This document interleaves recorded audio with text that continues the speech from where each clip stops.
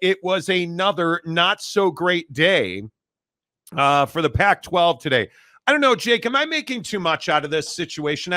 The headline today, which I am fully, as an adult, responsible for about the Pac-12, says another dark day for the Pac-12. Am I making too much out of that? I mean, I don't think you're making too much out of it, but I also think that, there wasn't going to be another, result here. I mean, we kind of knew that, what was going to happen today was going to happen. And I think the hard part is that, with what's happened at Oregon State with Jonathan Smith and like just some of the other happenings around college football that involve both Oregon State and Washington State in different ways, I think, today's outcome just kind of, just sort of piled on. Like, it just kind of, sort of didn't help anything. There wasn't like some, nice little boat that came down the river full of happiness. That didn't happen today. I mean, today was another, yeah, you know what? We're taking a little bit of a step back. The Supreme Court is basically saying that, hey, we need to put a stay in here and allow all 12 to make a decision. I mean, that's kind of not really what the two who are staying wanted to hear. So, no, it isn't some awesome, happy day, but it also isn't like doomsday either. I mean, there's also good news too, right? I mean, we're hearing that we're almost done finalizing this scheduling thing that you guys all know about with the Mountain West. So, like, there's some positivity, but overall, it just feels like kind of a negative situation that you're making the best of. Yeah, and if you didn't hear the news today, I want to make sure we get it right. The Washington State Supreme Court, on a request from the University of Washington, because, again, remember where this case was filed. It was not in Los Angeles. It was in the Washington court system. So Washington, on behalf of itself and the other 9 exiting members of the Pac-12, filed a request for relief from the Washington Supreme Court, who today granted a stay of the lower court's ruling that gave control of the Pac-12 to Washington State and Oregon State. The Washington State Supreme Court has now said that they will review the matter and have a ruling by the 12th of December. Not ideal if you're the Pac-2. If you're Washington State and Oregon State, you really need to get on with the business of getting on with the business of football and basketball next year. You really need to get on with getting on. And it looks like that they're well down the road in a football and basketball scheduling. I know a lot of people have overlooked that detail, but our sources told us today that basketball scheduling is absolutely part of the agreement. I was told today that the football agreement between the Pac-2 and the Mountain West is done. And in fact, as Jake mentioned, it will be a 7+1, where the Mountain West schools will play 7 conference games plus 1 each with Washington State and Oregon State in football. And then they are trying right now, as we speak, to hammer out a basketball schedule that would largely have that same philosophy. Is it a terrible day for the Pac-12? It is not. Is it a good day? Well, certainly not for the Pac-2, because they took a step back today. And I think ultimately, as we've talked about on this show for so many months, I think the Pac-2 is going to win. I don't see any way, shape, or form, especially with the arguments that were made in the lower court proceeding, that the exiting 10 members made a compelling argument to side with them. I think the Pac-2 made a very compelling argument, and I think that's why the lower court sided with them. But let's not get this twisted. I don't think today was a catastrophe, but it was another day where you ran your faces into each other in court. You spent a bunch of money on attorneys and there was no resolution. To me, Jake, that's a bad day. Yeah, and I think you just can't have, a ton more of these days. It's like you said. I mean, these two need to get on with it. And I think that, it's funny that all this is kind of going down during, championship weekend coming up, because we're sitting here and we're watching these great matchups go down this weekend. And it's like, yeah, by the way, the Pac-12 doesn't really exist anymore. That's over with. And we're sitting here later in the show going to talk about, hey, like Oregon and Washington's fate. And, some of these other brands in the Pac-12 or what was the Pac-12 moving along to their new situations. And I think that's what's difficult, is it's this combination of, hey, our conference died, but we also have all this great opportunity for the schools that chose to go to greener pastures, if you will. And so then it's like Oregon State fans going to be out here crying a river about the Jonathan Smith situation and now this ruling today. And I understand it's frustrating. I get it. I'd be pissed too. But But ultimately, you have to move forward. That's the one thing I think that nobody talks about with the Pac-12 situation. The Pac-12, even in its prime, was never moving forward. It always felt like you were just kind of sitting in the same spot with the same branding and the same excuses as to why you don't have a major TV deal and why most of your content is on a Pac-12 network that nobody watches. And why you're never a major player in the college football playoff. Correct. I mean, if we're being honest, like this year, oddly enough, on the way out the door, Oregon and Washington represent the best opportunity to win a national championship in the college football playoff that the conference has ever seen, I think. But I look at these situations. I guess the question, and so many people have asked me on Twitter, could Oregon State and Washington State have done better? I truly do not believe that they could have. I think they are victims of a circumstance that they had no control over. I mean, you have terrible leadership at Washington State. You have wonderful leadership at Oregon State, but you had a new president who really wasn't in the cycle. And Scott Barnes, I think, just didn't have the authority to act. And I don't think Scott didn't try. I mean, hell, we reported live on air that Scott Barnes was calling every conference commissioner that would pick up the phone. He called Tony Petitti multiple times. He called Brett Yormark multiple times. He tried to get Oregon State out of the Pac-12 and could not do it. He waited too long. And I think that was something like if you compare Oregon State to Utah, who chose not to wait too long, who got out at just the right moment. Could they have done that? Maybe. But is Oregon State the brand that Utah is? Certainly not. Well, and that's the difference. And that's what I think that, not that I'm trying to hate on Oregon State supporters or even the brand itself, but I think you got to know who you are a little bit here. It's not to say that you have a bad brand, but you're not as big a brand as some of the other folks who were in the Pac-12. And I think that inherently means that you have to be ahead of the curve.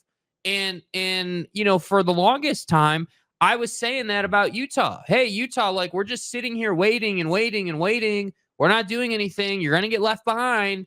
And then right at that last second, Taylor Randall and company did what they had to do, and now they got it done. And I respect them for that, and that's great.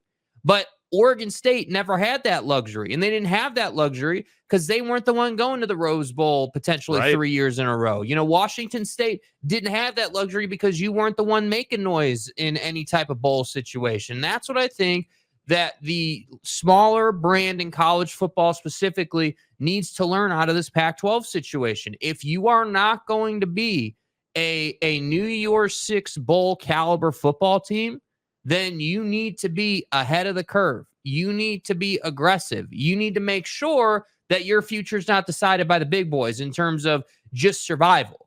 And what I mean is like, hey, not even conference affiliation, but just like, hey, like, what's our budget look like? Like, what are we going to do? Like, I don't want to be put in a position where, like, let's say Arizona's been put in with that financial mistake they made where they're cutting everything. But you look at Jonathan Smith now, I mean, the athletic director at Michigan State today talking about how he had been, concerned for weeks that he would lose Jonathan Smith to other P5 opportunities. So he added a 7th year to his deal. So Jonathan Smith has been in that job for a month. I mean, it's just a really debilitating situation, but for both Oregon State and Washington State. But no, I do not believe that Oregon State and Washington State missed some window or off ramp or that there was a golden parachute. I don't think that was ever there. My only thing with that would just be that, again, you have to know who you are. Like you're right. There wasn't a golden parachute. There wasn't this obvious thing that they missed, but I do think that there's credence in, hey, like we're Oregon State. We don't have the luxury to just sit around and watch things play out. We don't have the luxury to wait for George Kliavkoff, this mediocre commissioner by pretty much everybody's standard. We don't have the luxury to wait for him to figure out what Apple can do for us. We don't have that luxury. We need to, secure our fate. We need to be in a place where we know that we're going to be in a P5 or now a P4 conference. And unfortunately, you were not aggressive enough in the moment. And I think it's hard to lay that on Oregon State and Washington State because in the moment, we had never seen anything like this. So, no, you didn't miss a golden parachute or a yellow brick road or the Brinks truck backing up and you just didn't open the garage door. You didn't miss that. But what you did forget, I think, or maybe just didn't recognize is that you don't have the luxury to wait. You have to get on with it. And now you're in a position where you don't have a choice. Now you get to wait. Now you're forced to wait until, what did you say, the 12th, I think you said they're going to make December that decision? 12th. Like, that's a problem. But I also think that this Mountain West merger would have happened if this had been a cleaner break in the Pac-12. I think if this court debacle had never happened, you're probably a Mountain West merger done already. I think that's what the future is. The problem now is that you're going to have to sit on the sidelines for at least a year because you don't have a path now to the college football playoff. And if you don't know, or maybe you're just getting on the show today, please go ahead and hit the like button here on the Monty Show. It really helps the channel grow. I think the best way to describe this scheduling arrangement is a 7+1. That's what it's being called, where all the Mountain West teams will play 7 conference games plus Oregon State and Washington State. Now, the obvious problem is you're not recognized as a conference, and so you're not getting an automatic qualifier. The college football playoff quietly met, and I know that Kirk Schultz is the man, and he is going to stand and fight for what's right. Turns out he didn't. The college football playoff committee basically put in a rule that said you have to have 8 members to be considered a conference to get an automatic qualifier. They only have 2, so that's out the window. So what is Oregon State and Washington State's clear path to the college football playoff, even in a 12-team scenario? There really isn't one, not an easy one. You're going to have to play the BYU model, which is go undefeated and schedule your ass off in non-conference. But isn't that, and this is the argument I always make, hasn't that always been your situation? Even in the Pac-12, you had to go out and beat the big boys, and probably because, again, no offense, because you're Oregon State, because you're Washington State, you couldn't afford to have one loss. Like later in the show today, we're going to talk about, hey, who's got the best situation of one-loss college football playoff teams? You're not Alabama. You're not Oregon. But you're not the SEC. You're not the SEC. Because the SEC, and again, we're going to argue over this, I guarantee it, but you don't have to like it. You just better embrace it. The SEC is going to have Georgia or Alabama in the college football playoff every single year, and it doesn't matter how many teams get in. Yeah, when you're 12-0 Georgia, 11-1 Alabama, and that 11-1 Alabama team has the best resume in the country, arguably. If you win, you're getting in. I don't know that I can say the same thing about Oregon State and Washington State. If you run the table next year, I don't know that you're getting in. I don't, because it depends on what your strength of schedule is, and it depends on those non-conference games, which you're going to play 7 of, are not going to be strong. You're going to play each other, right? But it's going to be interesting to see how they're able to schedule. But you can see, like, I guess maybe the only thing I'm different on is that you can see, okay, if Oregon State, because I don't believe for a second Washington State's going to go undefeated. If Oregon State were to go undefeated, and that assumes that they make a quality head coaching hire, which everybody and their mom is reporting they've interviewed like 10 people for this job. So let's assume they make a quality head coaching hire, and that head coach can go out and make some semblance of a quality roster with the pieces Jonathan Smith left behind. So if you can go and do all that, and then we can talk about you going undefeated in a 12-team scenario in the college football playoff, I think you could at least compete for a 10 through 12 spot. I think you could compete. Well, let's see what happens. Who are they going to lose? Who on the staff is gone? Is Scott Barnes going to be around? Who's in the transfer portal? Like, I think you just have to let all of that shake out. You got to hire a football coach quickly. You have got to get your stuff together fast if you're Oregon State, because I don't think it has to be an absolute disaster. You can sell that you have a path to the college football playoff. You can sell that in recruits' houses. I am convinced of that you have that path, but it's not going to be easy. That much is for certain. It is not going to be easy. Neither is making a ton of bread unless you go to our good friends at TryDayTrading.com, TryDayTrading.com/Monty. You guys, I tell you every single day, you don't have to live this unhappy life. And I hear so many people when I talk to our viewers and listeners about Tri-Day trading, so many people will tell me, I'm just not making the money I want to make. I'm frustrated. Are you sure this works? I am as sure can be, because Mrs. Monty's in the program at Tri-Day Trading. We do it together. You're making money. You have to go out of your way. Once you're in this program, you have to go out of your way to not make money. It's as simple as that. When you get the elite high-level coaching that you get at TryDayTrading.com, you get the proprietary software, the leading indicators. I mean, they essentially give you the A plus B equals hit the trade button, right? They teach you, they walk you right down the road, and it's up to you to do the work at that point. And if you do the work with the education that they give you at Tri-Day Trading, dude, you're going to make money.